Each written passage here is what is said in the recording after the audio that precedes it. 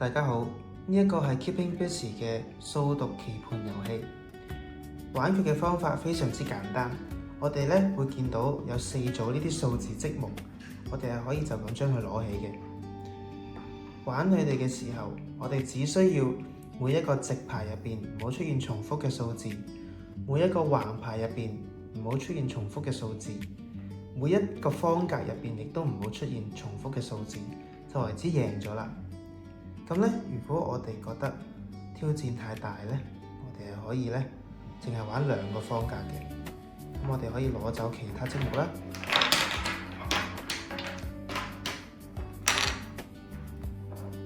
就淨係專注喺呢2個方格。